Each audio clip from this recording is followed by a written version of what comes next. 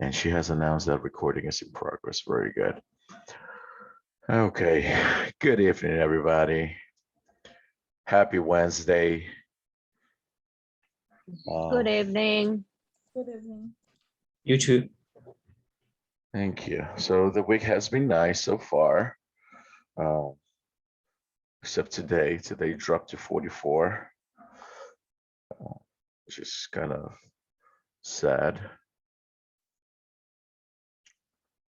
But I'm opening this chat window here so that I can see in case anybody types. And then I'm gonna open the participants here. Just because I need to remember everybody's name, and I am terrible at remembering names. Do not hold it against me.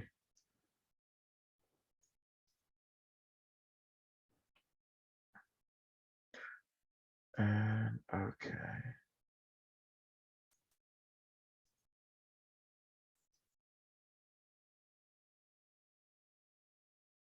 All right, okay, perfect. So in the last session, we were discussing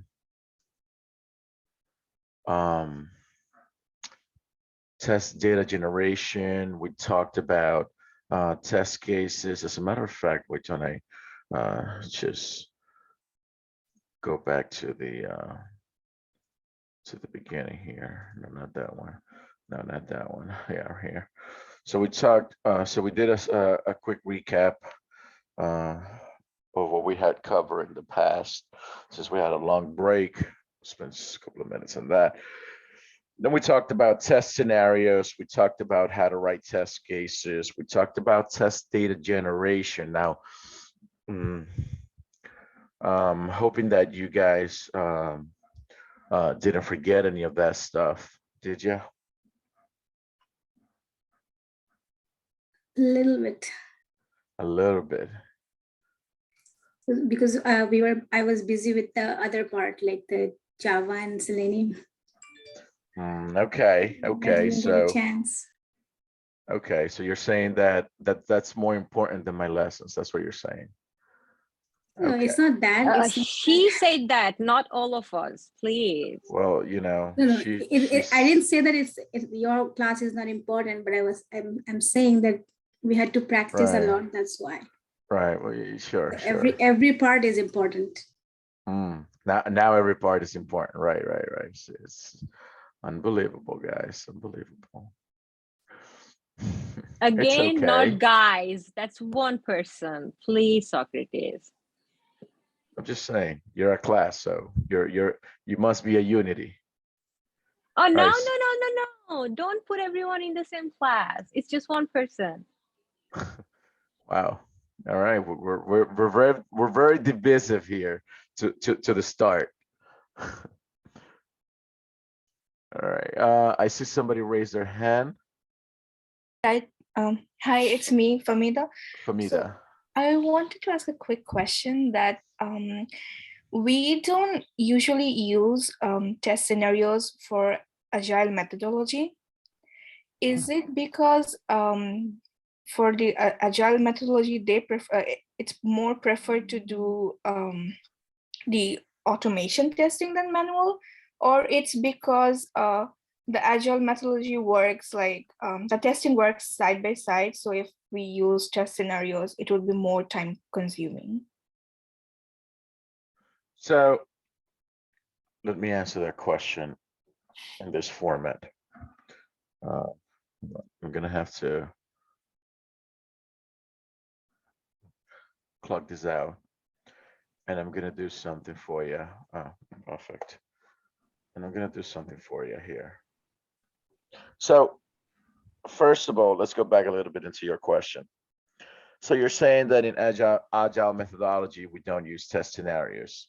The correct answer to that assumption is you're wrong. We do use test scenarios in agile methodology. Are they called test scenarios? No, they're called acceptance criteria. Each acceptance criteria covers a certain test. That acceptance criteria becomes a test case. But The scenario itself becomes the object of your testing. So let me break it down better for you. So you guys have learned about behavior-driven development, right? Yeah, we started. Yeah. Yep. All right, so I'll give you a quick rundown here. In behavior-driven development, the acceptance criteria, it's written in Gherkin. Gherkin is the syntax that is used for behavior-driven development. It is also what allows the possibility to link step definitions with simple English sentences using cucumbers. So let's do this. So we're gonna have a feature. If I can type. We're gonna have a feature and we're gonna call it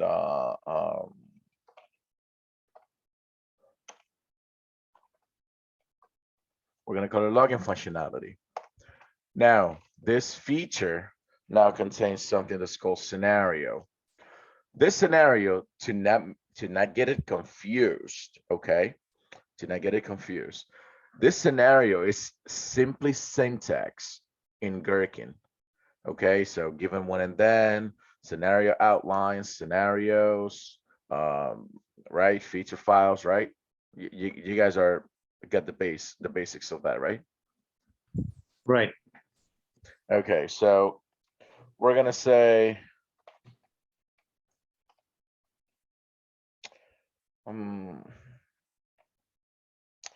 so log in with say login happy path. Let's not make this complicated. Okay.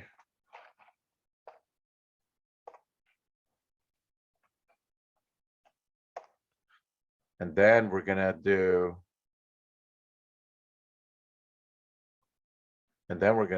a second scenario.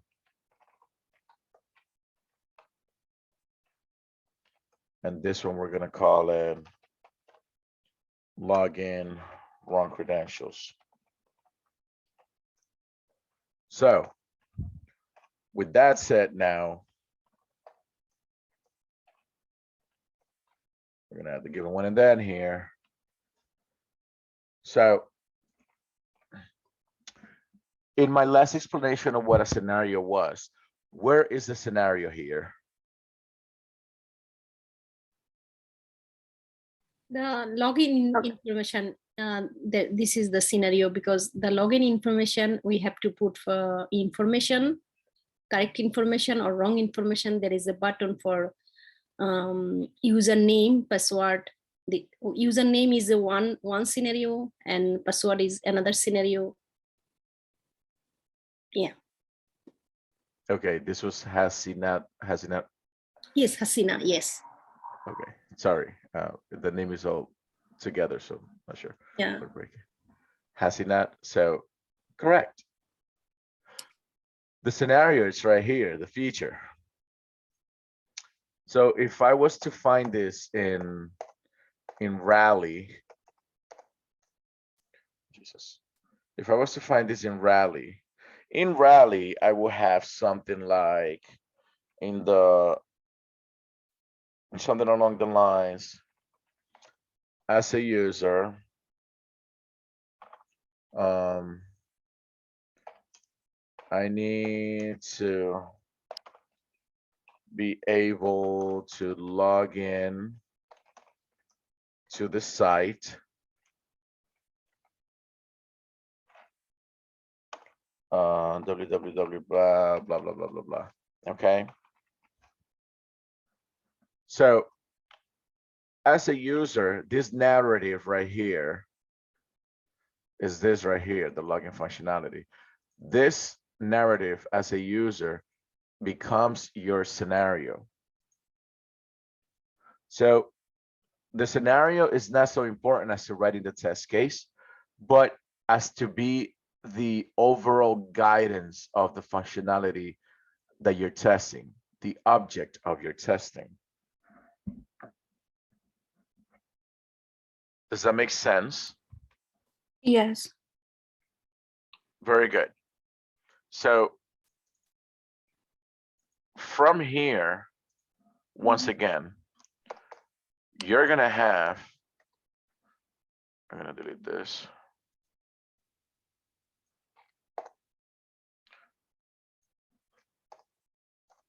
So you're gonna have this, and then you're gonna say, log in with Happy Path,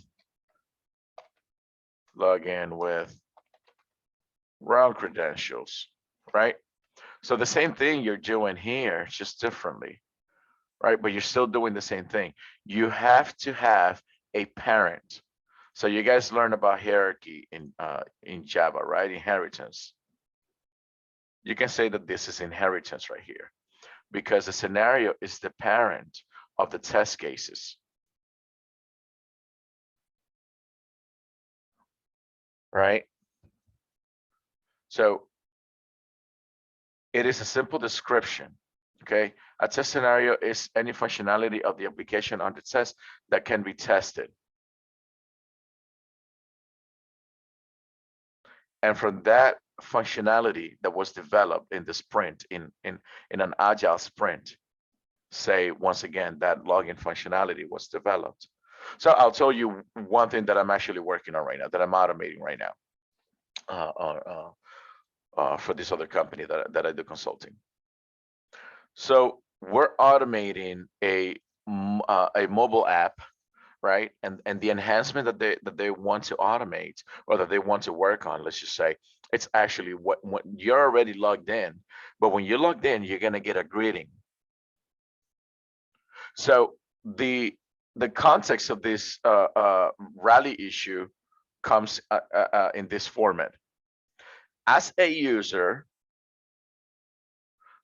when I log in into the so-and-so app, I want to see a greeting message. Now that's a functionality. I want to see a greeting message. That greeting message now has different things, because in the greeting message, we have to consider the time of day. So that when you log in into the app, it'll tell you if it is before 12 p.m., it'll say, good morning, so-and-so, right? And if it is greater than 12 p.m., but less than 6 p.m., it's going to say, good afternoon, so-and-so. But if it is greater than 6 p.m., but less than 11:59 p.m., it's going to say, good evening, so-and-so. So these are test cases now. You get it? Yeah. Beautiful. Are there any lingering questions there? I want to make sure I can cover that. All right, I'll take that as a no. I'll take that as a no, and then we can move on. Wonderful. And here I am doing some editing while you guys are still watching. This is so unprofessional, but it's okay. You guys can forgive me for being unprofessional for once. All right. It's Fatima. Can I be a little bit of unprofessional too, because I'm following the teacher? Can I? Oh, you got. Can I see that like the background for a second? I was dying all the background. Okay, sure. That's Ace when he dies on Luffy's arm. All right, guys, this is anime, okay? I'm a huge anime fan, so. I just watched Jujutsu Kaisen on AMC like yesterday. Yeah. Very nice. It came on big screen. Okay, done. I'm going on mute. I haven't seen it yet, but I have to. You should. You should. I will, I promise. Next time we'll talk about it. All right, let me, you guys are seeing the wrong side right now, but right now you're seeing the right side. The appropriate side, right? Yeah. Good, thank you for the answer. I needed that.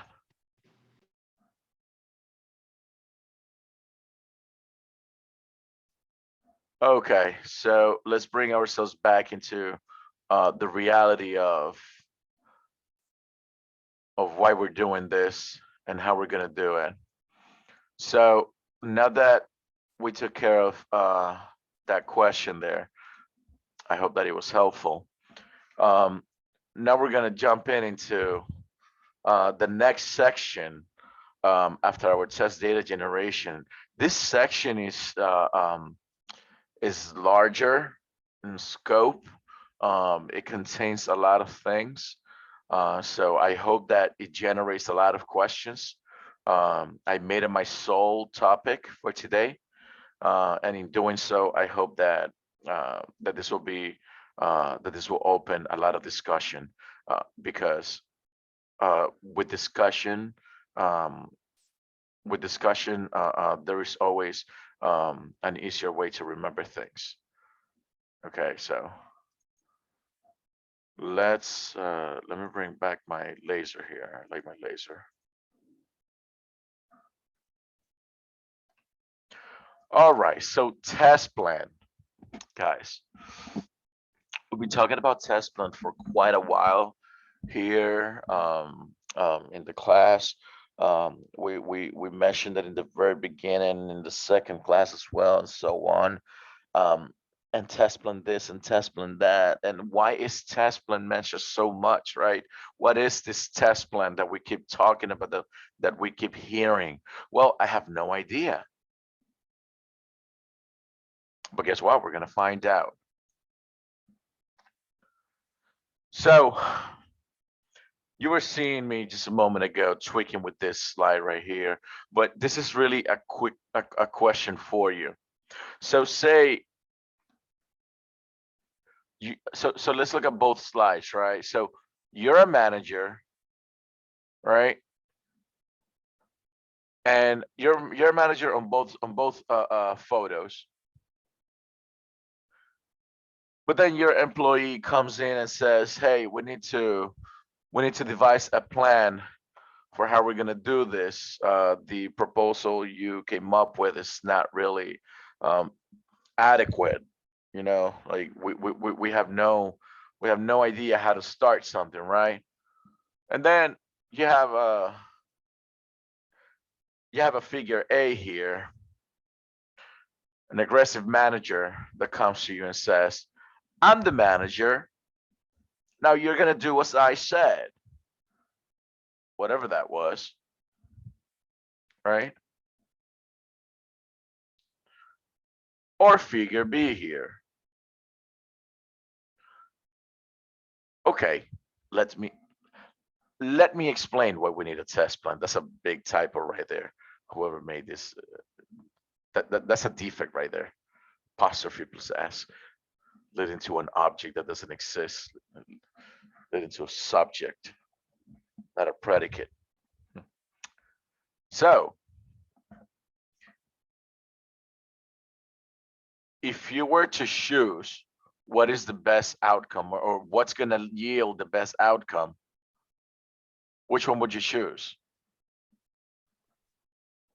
B. A. Oh. All right, I am very interested to hear why A. Because we are human, and if we get chance to do to be very polite, we don't do work. But if we getting hurt, then we get more work. It's my imagination. I don't actually. That's your logic. Your logic is Yeah, your logic is if we want because I have some our experience to work in bank. So I face two managers. So one is like polite and one is like this. I am manager to everything as I did. So I saw. So the hard one, he he got more profit than the soft one. Mhm. But here is a one thing is important is motivation. If your supervisor is not cooperate with him, cooperate with employee, is going to be mess up for No, employee. manager don't be supportive. He is manager, so he needs to be strong. No, Your Okay. colleague may be supportive. no, no. It's my logic. Okay. Yeah. But, listen, one side, okay? You have to remember to be polite with each other and not cut each other off. But I like it. Anybody else jumping in on that? Yeah, I do. Okay, go I ahead. have studied like a lot of management style, Mhm. and that's the first one. It's called micromanagement. Yeah. So a lot of companies like, that management style is not really successful, Okay. just because that person in particular is just thinking about himself, and he think controlling is something like, it's empower him, when he control every single bit of it. So it's called micromanager, but it's not really successful management. I'm so sorry, my throat is not really good today. So, Okay. so Well, the drink some part B tea. is like, it's more like you're not only just doing, it's like, you can involve your team and you can, motivate them, and you can learn from them, and you can share your knowledge to your team. I think that's more healthy way to grow in your company, So Okay. it's more successful. Okay. Yeah, Rizwan, would you a like strong to? manager, strong manager can do it. He also be motivated us, but he always take step strongly with hand, everything. So he had a hammer on his hand. He Yes. was a stoic person that said, no, you're gonna do this way, and this is gonna be successful. This is gonna get us what we need. Yeah. Okay. Anybody else care to counter?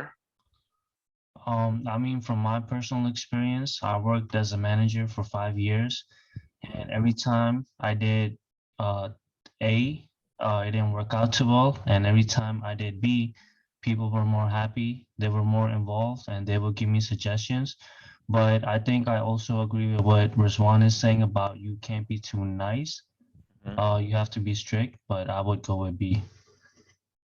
Yeah, if you want the efficiency level, if you want 100% efficiency, so you have to polite, and you have to, it's not pushing, it's proactively. When you are proactive, when the manager or supervisor is cooperative, then employee also, that type of subordinate also, they are proactive, and efficiency level is high that time. I believe so, because I was working in a multinational company, and I saw the supervisor always be like a friend, not like a hammering. If you want Right. to get back, you have to cooperate with your subordinate Hmm. all the time. Yeah, Interesting because work. I agree with you, because the real leader take the whole team with him or her, not just particularly thinking about himself or herself. So Yeah. real leadership, I'm sorry about the noise. Real leadership is take the whole team together and Mhm. help each other, It's like a Yeah. teamwork. Yes, because it's the one umbrella under the team. Okay. Thank you. Okay. All right. That's good. So the thing is, what do you think about this too? You want to know what I think? Yes. Okay, fine. I'll tell you what I think. Before I tell you, see, I like this form of debate. It opens a forum for more thinking. So thank you. Back when back in college when I had this political science class,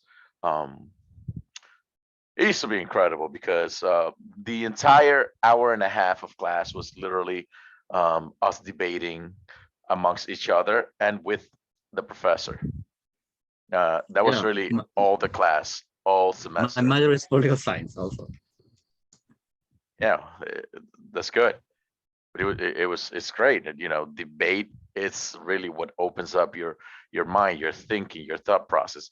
It allows you to see what you didn't before. Because more often than not, we as humans, and this happens a lot in software, think that our way is the best way, but we always have to make sure that we keep an open mind, because there is always room for improvement. Really, anywhere you go, whatever you do, there's always room for improvement. You guys are living proof of that. Say you're learning to code, and believe it or not, you will always need improvement. All right. Folks with 20 years of experience continue to improve. Okay. So there's always room for improvement. And debate does that a lot. And I love it. Thank you very much for that. Now, back to the topic at hand. I'll start with Rizwan. So micromanagement, it is efficient. It is efficient to get numbers. It is efficient to follow company policy, to make sure that everybody is following company policy. Say if you're in a financial institution, it's going to get you the numbers that you need, because you're the manager, you know the policy, you know everything, you know every trick in the book right now, and you're simply making sure that all your team follows your instructions to the letter. So this yields numbers, which a lot of people like, especially at the very top. They like the numbers. However, to jump onto the B side, B does something a little more, B takes it a little further. So what's to say that the manager on B is not also either a micromanager or is not tough on his employees? We don't know that. What we can infer from it is that he's dedicating time with an employee who had concerns, and he's sitting down and he's explaining to them why we need a test plan, why we need to do this, okay, how we can do this, right? And even if the roles were reversed and the guy sitting down saying, hey, this is why we need a test plan, and the other guy is the manager,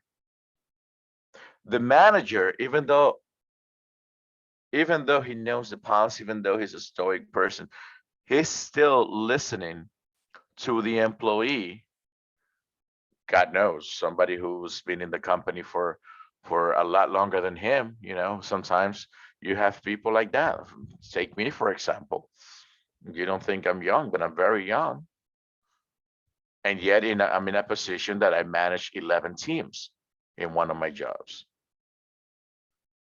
Within those 11 teams, I have people who are like almost 60 years old. And they've been in the company for 20 years. One has like 36 years last year. But I've barely been in the company for about 3 years. So young managers also need improvement. Now, to take it a step further, in this kind of work, in this line of work, there is something called culture. Culture at work, it's very important. That's the reason we also have, who can tell me? It's a department. HR. That's right. That's right. HR. That's why in every employer that you go to, it's going to have an HR department. if the employer that you had that you go to does not have an HR department, my advice is do not take that job. So HR now, it's really what stands in between the head honchos up there and a micromanager that doesn't listen and just pushes everyone around to do what he asks. Because it doesn't build culture. The culture that it builds, it does build a culture, but the culture that it builds is a culture of resentment, negativity, poor social connection, poor connectivity amongst employees, or vice versa. It could actually get the employees closer, but farther away from the manager. So the reason why is because the team now feels suffocated. The team feels that they cannot express their opinions, they cannot express their ideas. All right, even if it is a better idea. So your employees eventually are going to start feeling like they don't like the job. They don't like what they're doing. They don't have any input. They don't have any innovation. They don't have any, thought process expansion, because everything is told to them. And so when you get this, eventually employees become bored. And what happens? You get attrition. When you get attrition, you have poor employee retention. Companies with poor employee retention do not last long because it becomes a trend. And so other prospective hires are going to see that trend and they're going to say, well, why did you lose so many employees? Right? And so HR has to be a step in between. The head honchos won't like that because eventually they have to spend more money in retraining, right? Onboarding. So in the long run, they're spending more money in resources. Meanwhile, if you're working with a manager that listens to you, that takes input, but still says, hey, no, you cannot do this. So you have a deadline and you got to meet that deadline. Okay, because it's the manager's responsibility to make sure deadlines are met.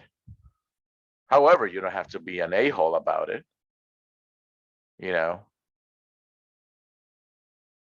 I deal with a lot of people, I deal with a lot of teams on a daily basis. And you have to be human, even though it's work. Now, don't get me wrong, the company I work for, it's actually for, I think for 10, 11 years in a row, is one of the nation's most ethical companies. They value employees very much. So, and I can attest to that. This company is insane when it comes to their employees. They keep employees very happy. At the same time, I just mentioned to you that there are guys that work under me that have 20 years, 36 years, and so on, 15 years, 10 years in the company. Now that is called employee retention, because that means that these employees feel like they like their job, they like what they do, they like coming back every day into the office, And I'll be honest with you, yeah, I love going into the office, even though it's a pain in the neck to get up so early to have to drive and stuff. I love working from home, but being in the office was also beautiful. So it's good to be strict, but you also have to be empathetic to the people that you deal with on a daily basis, because just like you, and this is something you mentioned earlier, Rizwan, we're humans. The manager is human, the employees are humans. So, you know, everybody has things they don't like, everybody has things they like. Doesn't matter. When you're at work, you have deadlines, you have to meet them. The manager is there to make sure that that happens, while being proactive and allowing for free thought to happen. Now, this yields in turn a lot more results. Your employees are happy, work is getting done faster. You know, they want to get the job done so they can get up and talk, so they can throw a party or something, you know, in the conference room, or any reason to buy pizza and sodas and a cake and celebrate whatever. You know, so I think I ramble on this enough.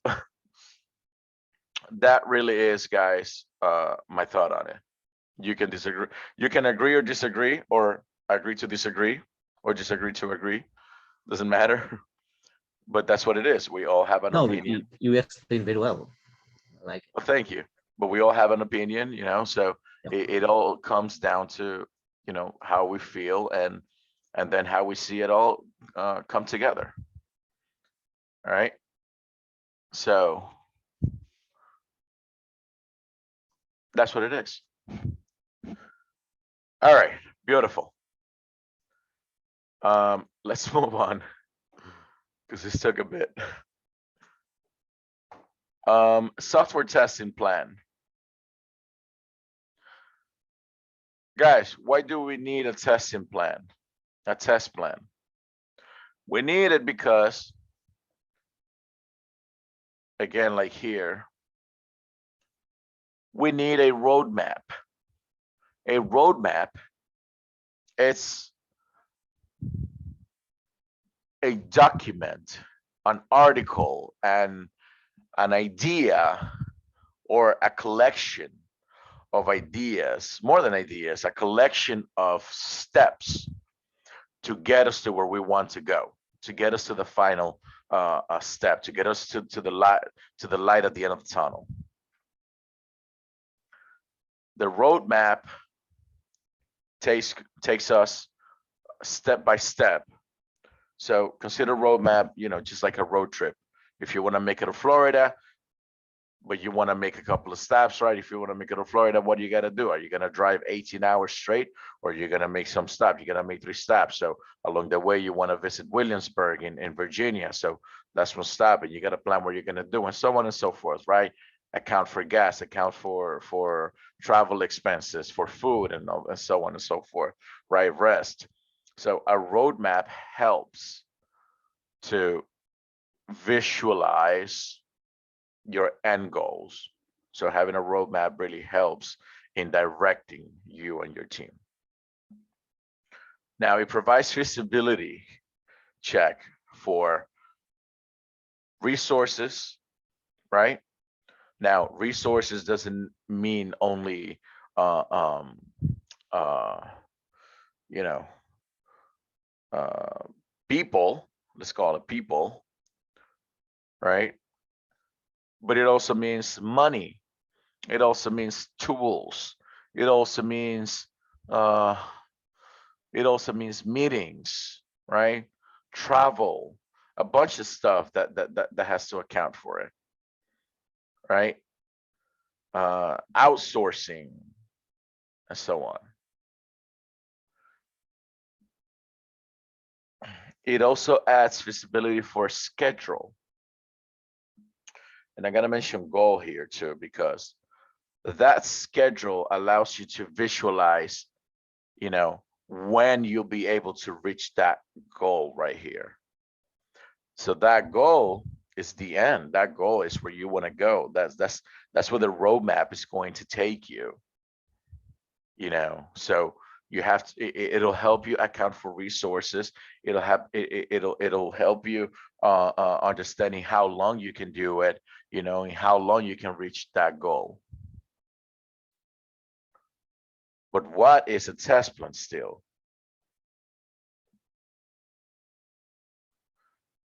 By the simplest explanation, it is a document. It is a planning document that contains activities or that contains Details. Details. It contains a detailed explanation of things, of processes you have to follow to reach your goal, to complete your software, to complete your update, your maintenance, your functionality, right? The object of your team, the objective, I should say. If we mention functionality, then doesn't it sounds like the test plan is basically a detailed test scenario, something like that? A detailed version of test scenario? Yes, well, I wouldn't put it in those words, but yeah, essentially, something like yes, that.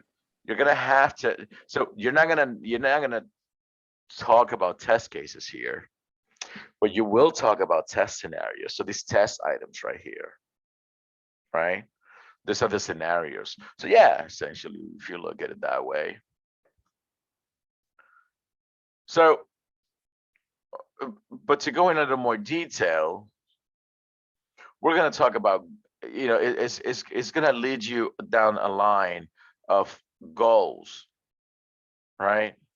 The goals where whatever you're doing, it's going to take you where it all leads to. You're going to start describing it by test items. You're going to start describing it by items that are not included in the testing. So things that are out of scope. Okay. Test processes, test resources, testing schedule, risk and contingencies. Now, I'll give you this just to be clear. A test plan like this was mostly used in a waterfall model. In today's agile,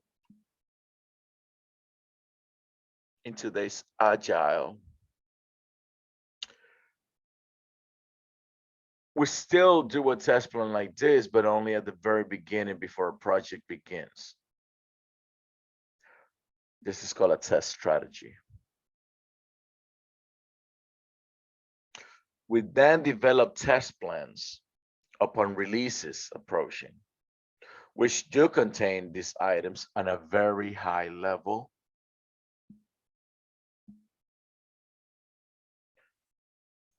So it goes to the same thing.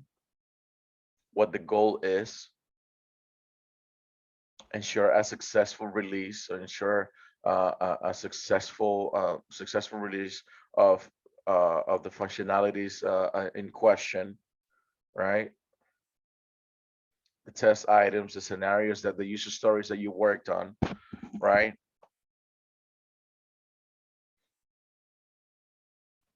Oh, there you go. User stories can be considered as a scenario. That's what the scenario would be, you know, and then you have to create test cases for those scenarios, because the user stories depict the actual functionality of what you're doing for that user story. But I digress. So you'll do all of this you know, in a smaller version and a high level. You have a test schedule. So say your testing is going to take about 2 weeks, right? It's going to test resources. The folks that are going to be testing, right? The time that it will take, the amount of hours, test processes, anything involving environment setup, pre-test steps, post-test steps, regression runs, risk and contingencies. You know, what are the possible risks, right? Dependencies, what are we dependent on? You know, a risk could be maybe the environment has been unstable for the past couple of releases, so that's a risk. Okay, so that could delay the deliverables and so on.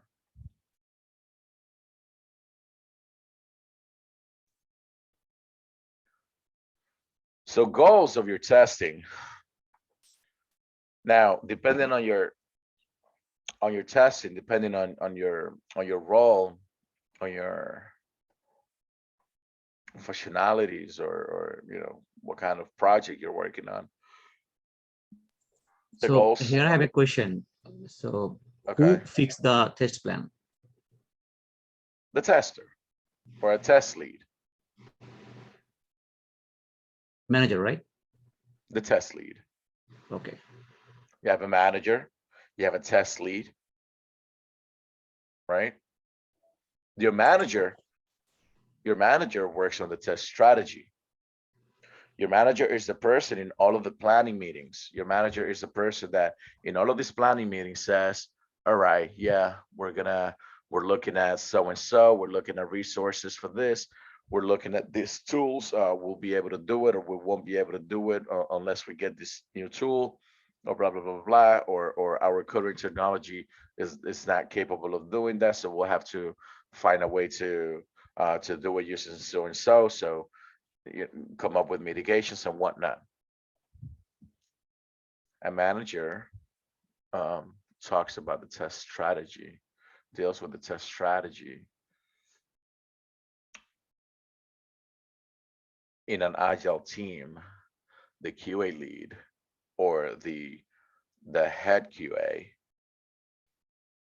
in the team, or if there's only one, then that's, excuse me about that. If there's only one QA, then that's the person that writes it. Now again, in agile, it will happen in a high level format. But the goals may be different for each test. All right. They often need to match the product goal or the project goal. Generic meets customer requirements or satisfaction is a bit too broad. A level of deeper examples are such and such. So ensure that all of the requirements features exist in the system. Ensure that the developed components and the purchase components integrate as specified. Ensure that performance targets, response time, resource capacity, transaction rate, etc. are met.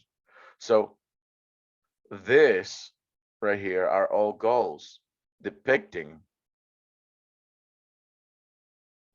in your test plan. Now, mind you, this is not all of them apply. So once again, in the beginning, goals may be different for each test. Okay, and they need to match the product or the project goal.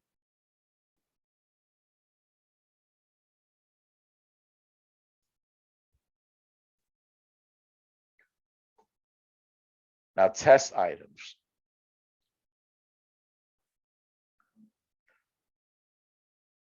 In test items, what we're talking about is the deliverables. We're talking about, once again, we're going to go back to those scenarios, right? Those scenarios that become the requirement specification, the design specification, the executable code.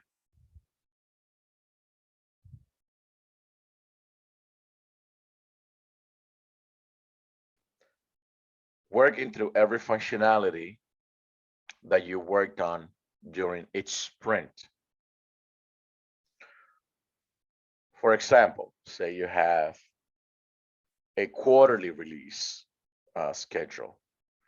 So quarterly release schedule means that you would release product into prod, or software into prod, or enhancements into prod every 4 times a year. So you have a release in April. You have a release in June or July. You have another release around September. Then you have another release around the end of November or December, right? So there's 4 releases in a year. So within those 3 months, you were working on the product specifications. The product specifications, once again, is a functionality. An epic broken down,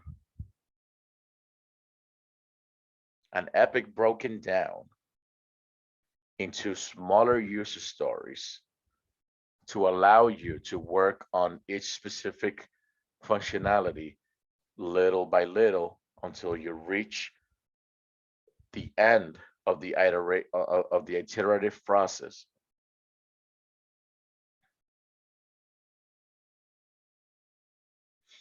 Could So you go over that one more time, please? sure, the whole thing or a specific part?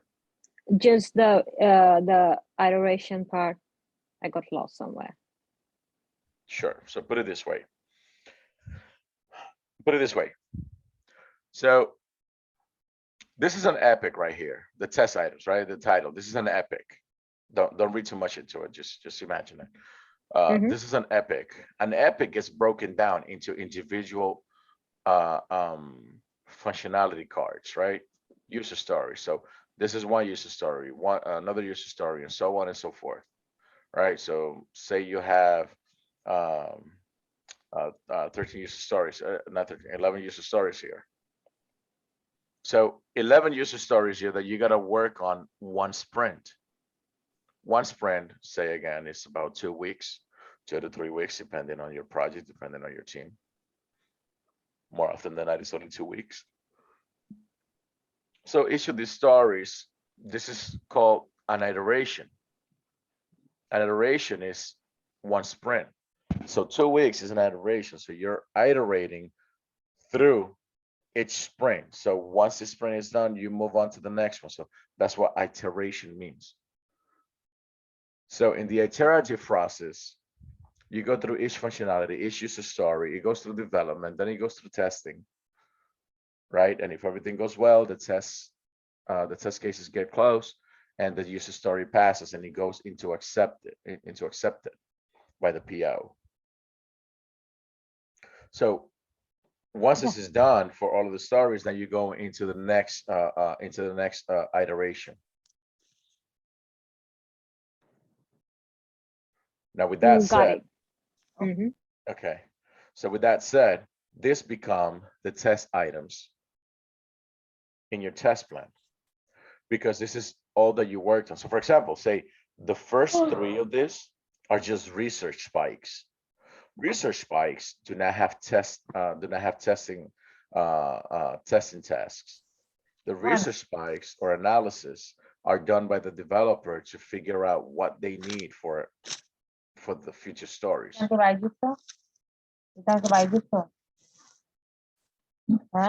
Sorry.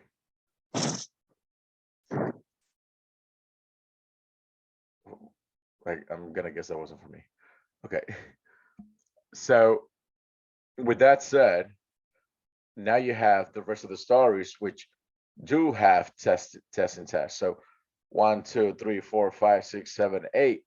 So now out of the 11, you have 8 stories that are going into the test plan, because these have functionality, right? This one had the login functionality. This one had the signing button clicking.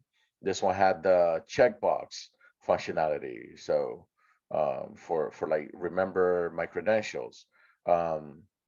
This one had the greeting message. This one had the whatever, right? So it all breaks it down. So this become your test items.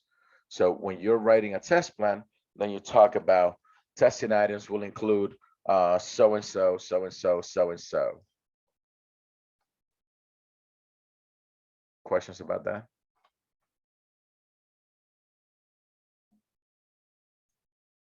Very good. Not included in the test or out of scope. Just like it says, it's really items that are not included in the test.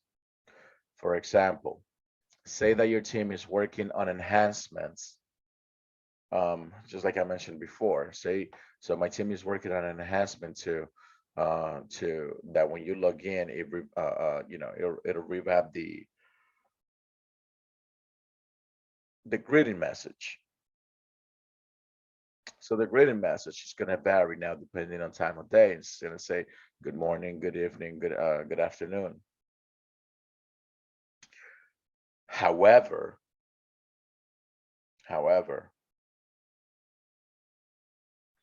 anything outside of that functionality of the greeting message is out of scope. So anything else that appears in the screen, say for example, like a trademark text, that's out of scope. Say for example, a checkbox or like a skip button, that's out of scope because it is not part of the functionality. It's something that your team did not work on. Okay. So you offer your reasons for it. This is not part of the acceptance criteria. And as such, it is an out of scope item. If it is a low risk item that really doesn't need to be included there. Future release items that is finished, that the coding phase is finished. So say that your team work on items for future releases. This happens often where the team has time and they work on the coding for say the next release, right? So not the April release, but the June release they work on, or the July release. But the coding is done, but you can't test it yet because it is not part of this release. Or you can test it, but then you're gonna have to test it eventually again, which means double the effort. So don't do that. Never work twice. Work smart, not hard. So this is out of scope because it's not part of this release. Not a high priority item from requirement or specifications, right? So something that needed to be included, but then couldn't get included because it wasn't prioritized. So these are things that you can look at, reasons that you can choose as to what is, as to say, what is not in scope. Any questions around that?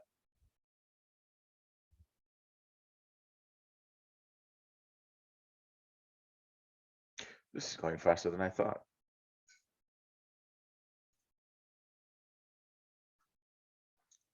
Okay.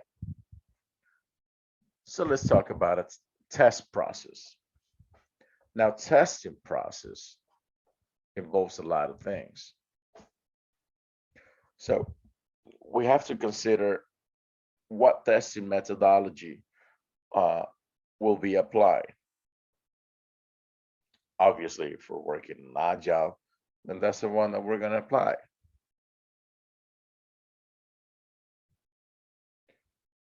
What is non-executable? So what is not a part of the execution process?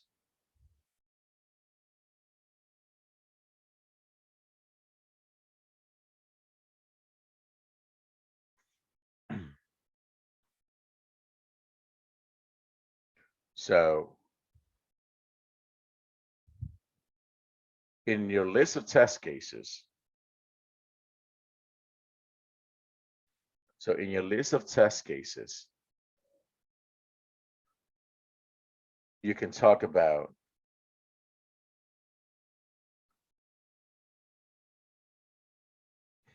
let me gather my thoughts here.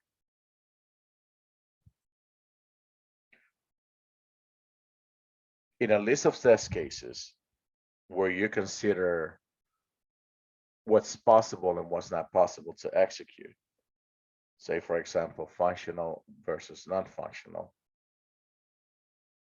and you see them right along the list. Certain tests are non-executable, and you can note those. But honestly speaking, this is really not as important.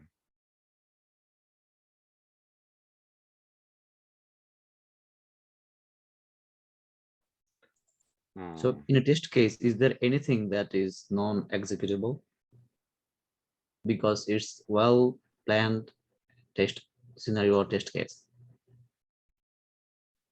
Because So non-executable thing is out of scope, maybe. So why we use this term here? Because it's pre-planned work, right? Every single piece of item or every single piece of work should be well oriented, well planned. Then why we use this term, non-executable item or that?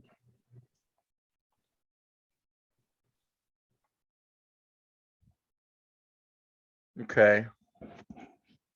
So let's put it this way. Hmm.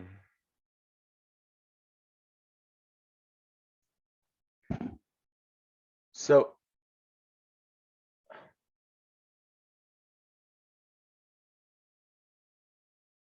I'm trying to think of a good example.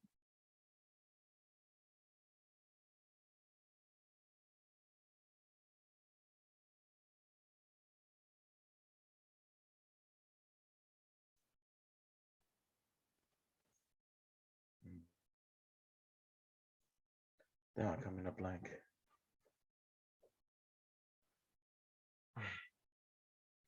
All right, I think the best I can come up with is really when you have read-only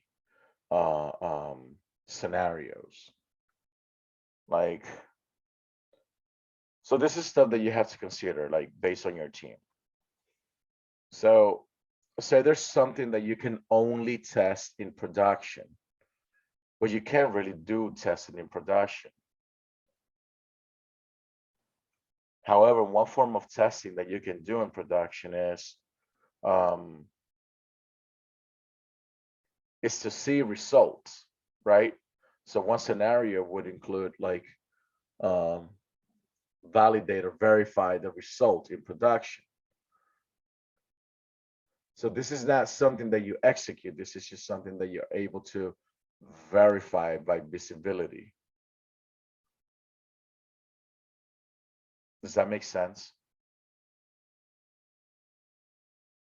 It is not, it is not a test that you can trigger. It is not a test that you have control over.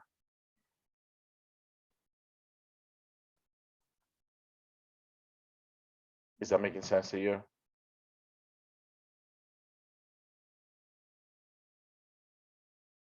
No, not yet. Okay.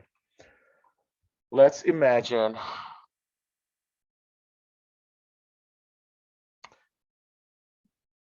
batch processes, for example. Batch processes can be automated, but they're very tedious. However, this is manual testing and you have a batch process in place. Batch process is something that you do not have control over. Batch process is something that happens on its own on a scheduled basis.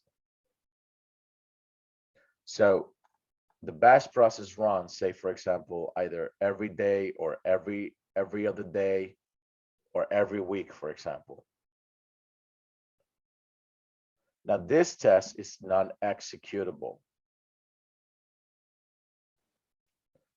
The only thing you can do is validate that batch process, say when it runs, and validate the log. Does that make sense?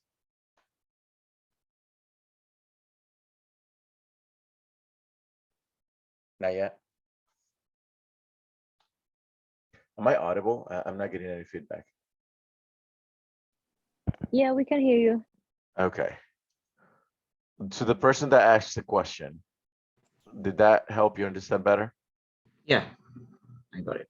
Is so Are in you test sure? process, Because you, is there? you Yeah, yeah, go ahead, go I ahead. can understand because so in test process there is something or some process that will be not executed.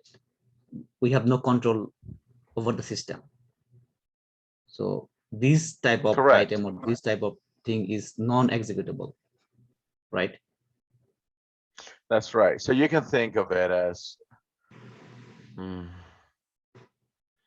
can think of it as analytic models, okay? Analytical models, something that you don't have control over, versus an executable process would be, you know, actual synthetic workload.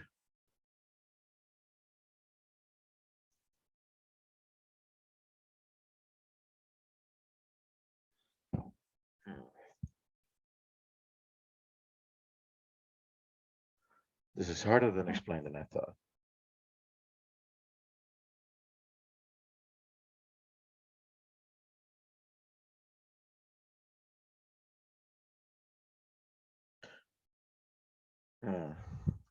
Once again, I'm going to use this reference.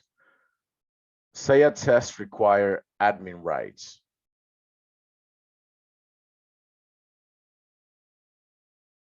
Okay, so if a test requires admin rights that you cannot use because of security protocols, that's also a non-executable test. That's also becomes non-executable within the test plan itself.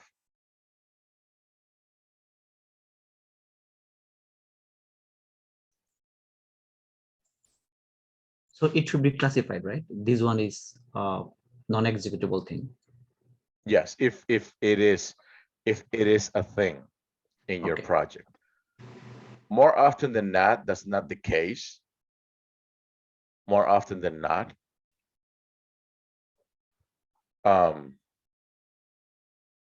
Actually, that's not true. Back when I was working in a team, that did happen where we needed actually to update rights in the database. Update rights in the database, but then again, that becomes then a dependency and a risk. So you add a developer to the risk as a to the test plan as a dependency. So no, not so much. Never mind that. But if it was solely at the discretion of the tester that didn't have the admin rights or the update rights, then it becomes non-executable.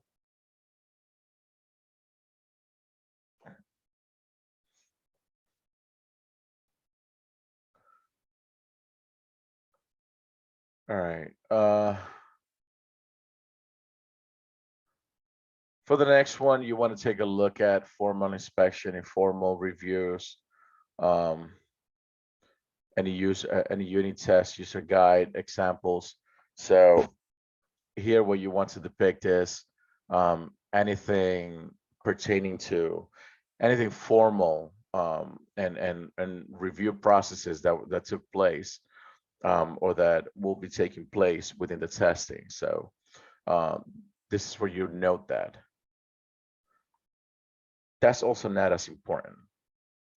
I'll tell you what's important really here. Executables always, obviously. The functional testing and the system testing, the regression testing. Unit test is more of a developer thing, so you don't really have to include it in the test plan. but you can include it as per se. Extensive unit testing was conducted before the below were considered for testing. Okay. Black box testing is important if it is required. So any APIs, database testing, right? This is where you know that if it has any dependency to any of that. If you don't have any black box testing, there's no need to mention any of this at all. Data flow testing. So once again, if you don't have any data dependency, any data flow dependency, then you don't need to note this down. Do so obviously if you do. Boundary analysis is always important to have because it explains how far you're going to go in your testing, right? So how far would you take it? So some test cases or some test scenarios involve a range. So boundary testing helps to put a stopgap. For example, if you have a lot of rules, right? If you have I'm going to take this back to the past system, the policy administration system. In a policy administration system, you have a lot of rules. So many rules that, they could run anywhere from 500 to 2,000 rules. That's insane, an insane amount of rules. You can't account for all of it. So your boundary testing is going to include, how far you're going to test, how many rules you're going to test, and obviously business is going to sign off on this once you present it. And so once you come to an agreement, that's it. That's how much the business is willing to accept as proper testing for the release to be successful. Here in stress testing and performance testing, this is more often than not really for new applications being developed that really require or really heavy user base applications. So heavy user base applications is going to require stress testing, performance, right, including volume, load, and so on, security testing, and blah, blah, blah. If that is not part of your project, if you don't have a performance team, then there is no need to add that. Installation test, in case you have to install any software or any documentum tool, right? White box testing as well, once again. Everything related to UI functionality and whatnot. Path testing. So this could lead to, say, for example, different environments.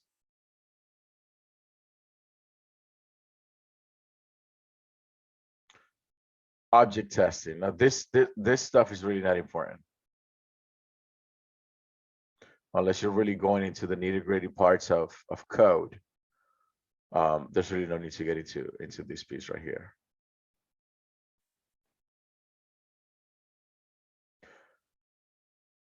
What test fix methodology will be applied? So I'm assuming that this here, what you want to talk about more is mitigation.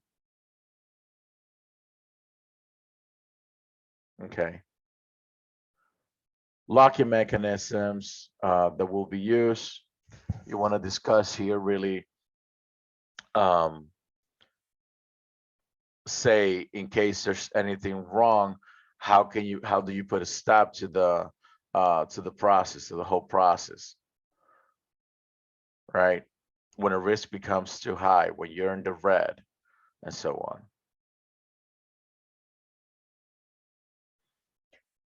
For the next one, you want to discuss, you want to gauge your testing, you want to talk about metrics, and you want to talk about and you want to talk about, you know, your overall coverage here.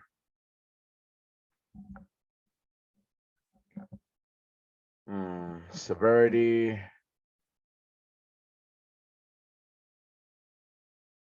All right, these two are not important. It's actually one single sentence. Yeah, this is one single sentence. I think I have to fix the format for this. Any questions regarding this? So this is what's important. What's important is number one here. Number two, if applicable. Number three, number four, number five, number six. Not so much. Number eight, if you have a performance testing team involved. Number nine. This is not important. So number 10 is not important. 11 is important. 12 is not exactly that important, and neither is definitely not 13. Yeah, from here down, the only thing you want to end up this finishing your test plan discussion with, because remember, this is for agile methodology. This is no longer waterfall. So you want to end it talking about metrics and whatnot. What kind of metrics you're going to be using to measure the level of testing, okay? And for reporting and whatnot. So this is where you want to end it. But from here to here, this is not important. Questions? All right. Test resources.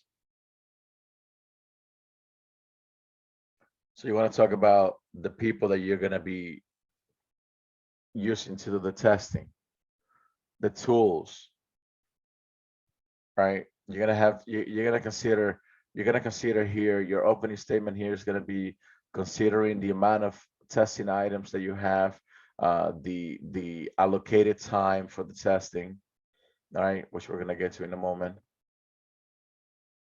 So based on the amount of work that you have, you want to estimate the amount of people. Once again, this is mostly really for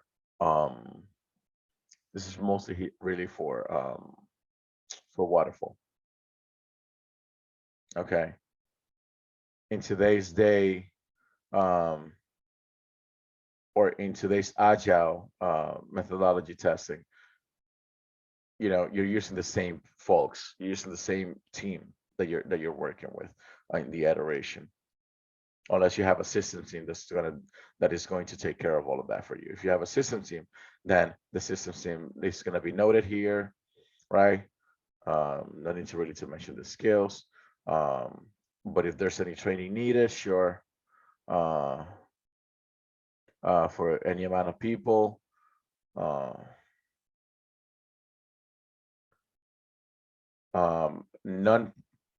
non-human resources needed. That brings us to tools, configuration management, automated testing tools, right? Test script writing tools, if any of this is needed. So you're going to talk about Rally or Jira. You're going to talk about the BDD framework, if that's what you're using, or Postman, or Rest Assure, whatever you're using to do the testing. Any other tools like say again Rally or HPALM, or any of the tools that is included within your testing scope. Hardware network, database. Normally database is noted if you do have backend, and then environment access and setup here.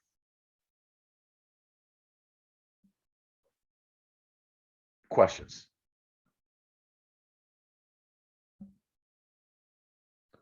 You guys have got to be getting this like amazingly well for not having any questions.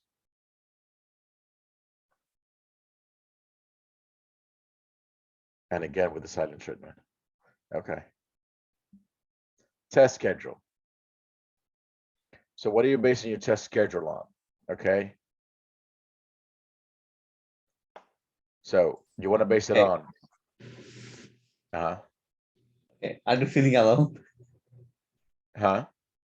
Are you feeling alone? That's like you I'm don't talk. feeling like I'm in the desert and nobody's asking questions. Yeah. And I'm assuming that you guys understand everything that I'm No, talking about. Like I have quite a few questions about this myself if I had to ask. Right really? here too. I have Okay. like, so I'm Okay. just I'm just want to make sure that you guys are understanding this. Okay. Yeah. So test and schedule. We want to base it on the amount of testing items. Once again, testing item comes into question. We want to base it on the test processes and methodology. So mind you that we already discussed all of these things here prior. So this step here to decide the schedule, we're reusing everything that we've already discussed in a previous segment to understand our level of scheduling. Test resources, right? A schedule containing the following information, stating the tasks, assigned person, and the time duration. Okay. So this is important because this will tell us, okay, so we have 2 weeks. Okay, so we have this many items. These are the processes and methodologies we're using. Really, if you already know what methodology you're in, so you don't really have to mention that. Who's going to be doing the testing, right? So Adifa is going to be doing the testing, right, for tasks such and such, right? So she's assigned to that, and she has the time duration of the task is blah, blah, blah. Okay, so this is going to be your process for setting up the schedule. Questions about schedule? Okay. Risk and contingencies. Risk and contingencies. Here's where we're going to note anything that we feel is a risk to the release, to our coding, to our testing, anything that will prevent us, impede us, or that could impede us from finishing our testing. Some examples of those risks could be changes to the original requirements of design, lack of available and qualified personnel, so resources here, right? Let me take it a step back here. Changes to the original requirements. So if you have changes coming in last minute to the requirements, that's a big risk. Because when you have to work last minute on an item, so first of all, you have to make sure that you have the capacity to do it. Okay, so if it was accepted, make sure that you note it down. Following up again, personnel, so resources that require training, but we're not able to get it. So now you have a risk here. Late deliverables. This is very important too. If you have development that's falling behind or testing that's falling behind while iterating, this is a huge risk. Requirements, assigned code, any of this could become a risk if anything changes. So if the design changes while sprinting, if the requirement changes while sprinting, the code changes at some point, well, that's going to give you a defect anyway. So talk about defect creations. If somebody's waiting on software, right? Contingencies refer mostly to dependencies on other teams. So say, for example, you're a downstream app and you need upstream data, right, from another team. So that upstream data, that's a contingency, that's a dependency of that team. Moving the schedule. Moving the schedule up, moving the schedule back. You know, when you move the schedule that's already set, it could pose issues because now it changes from what you originally had planned.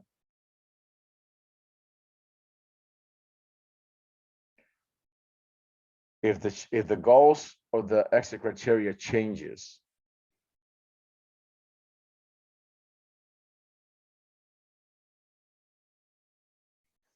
More than a risk, I think that's more like a dependency.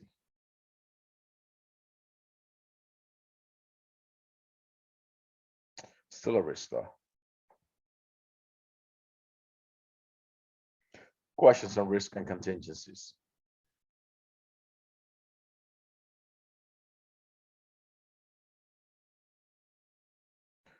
Back to Q&A. Folks, test plan is larger than you think, but it doesn't necessarily mean that it's complicated. If you learn its template, if you learn its processes, it becomes easier and easier. Do you have any questions, class?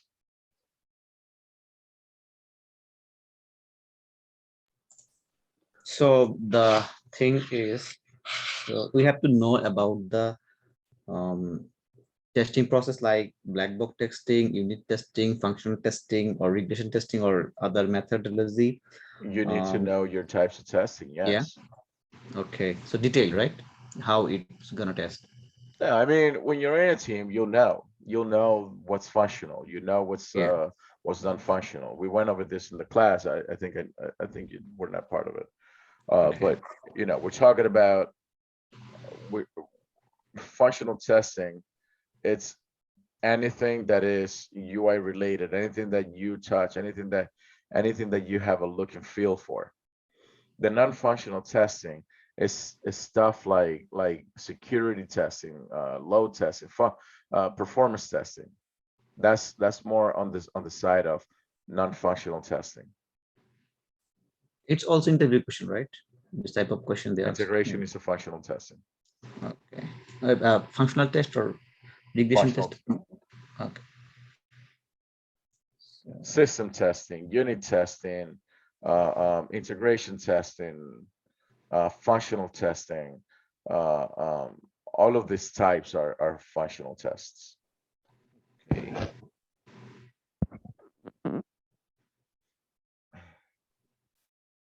So we have to know all of the testing. We have to know, and also it's a. You want to at least know. You want to at least know the at least the underlying basics of it.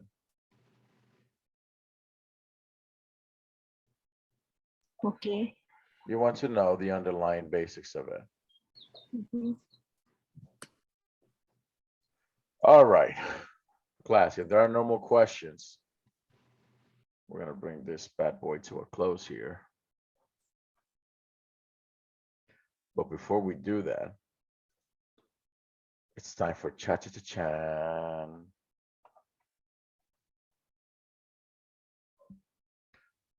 Let's bring this back here. Your assignment. This is gonna be done as a group project. There are 3 teams, as I understand, correct? Yes. Can all the team leaders raise their hand in the chat or say something in the chat?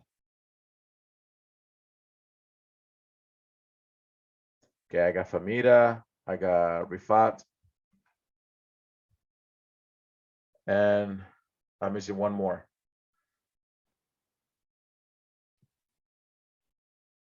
Syed is the third one. Where's Syed? Syed right here. Why aren't you saying that? That's Syed.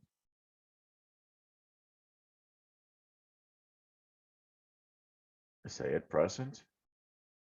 Well, folks, in Syed's team, I hope that you pay attention and you relate this to your team lead.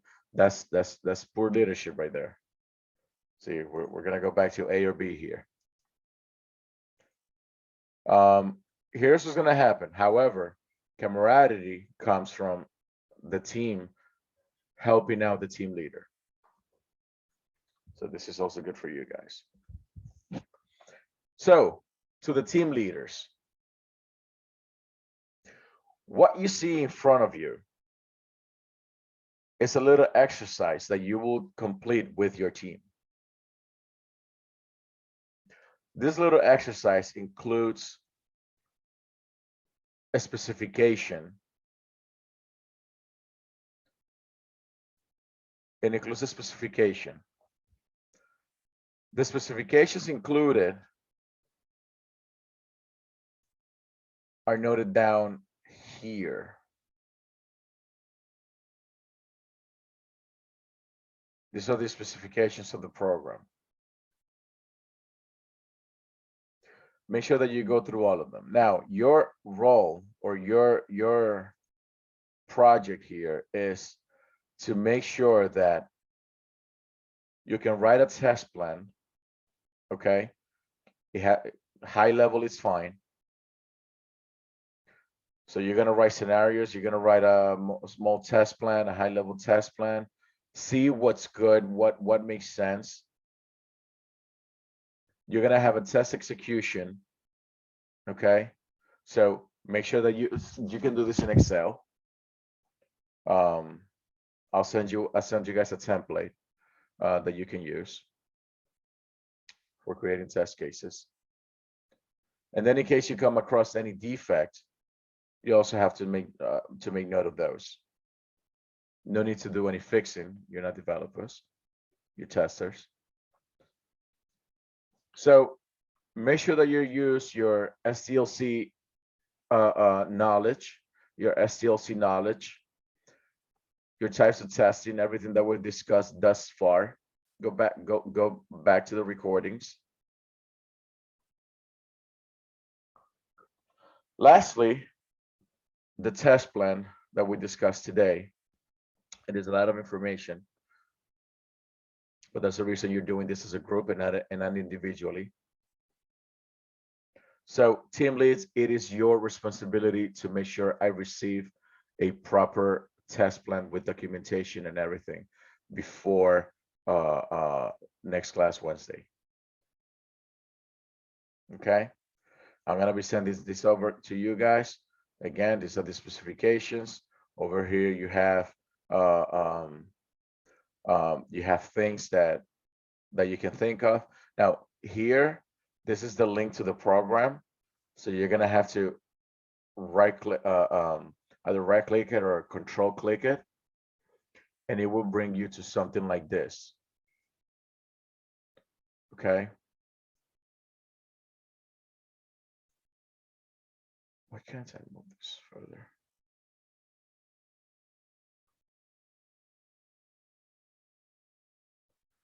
Okay, so this is your program here.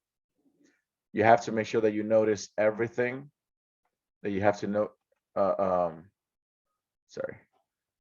Make sure that you notice everything in the specification. Make sure that it is as per the requirement, and so on and so forth. Do not touch any of this. This is actually code here. This is the program here. So this is your focus, this area. Okay, do not worry about this section here. You can just do this and you should be able to play with it.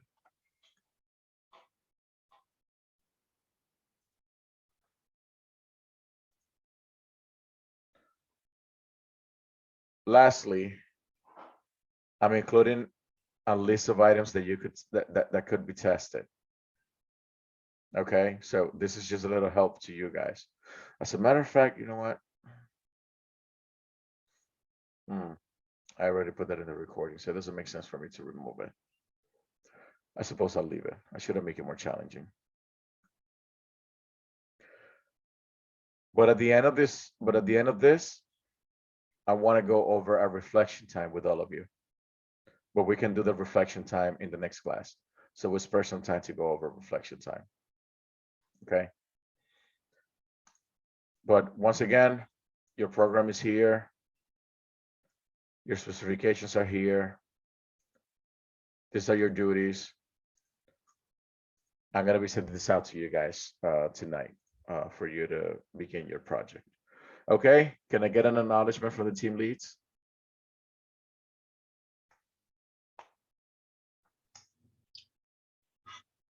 I'm in Sayed's team, so I'll let them know. Oh, Sayed, you're here. Oh, look at that. Oh no, I'm not Sayed, but I'm on his team. Oh, you're not Syed. I'm sorry. So I thought SYED was I'm Syed. here. I just thumbs up. Oh, I'm sorry, Syed. My bad. Oh, there you go. Nah, Okay, you so I good. had it right. Yeah, no, you're good. Okay, well, Syed, you were quiet for a while there. Nah, I stepped away from the desk. Ah, you see, we fear the worst there for Team Syed. All right, and then we have Team Rifat who got it, and then we have Famida. Yeah, I think I got it. I'll, I think you I'll got it. yeah. All right, well, everything is in there. So if you have any questions, reach out to me, but you know, rely on your team first before you rely on me, okay? Okay. All right, beautiful. Guys, thank you very much. This has been a wonderful class. Great debate in the beginning of the class. Loved it. Made my blood pump. Good job. As always, good participation. Except towards the end there. I became a little fearful about the test plan. With that said, we'll talk next Wednesday, and we'll look over each of your projects. All right, and with that, we're gonna stop this recording, whatever it is. Thank you. Good night. Good night, everybody.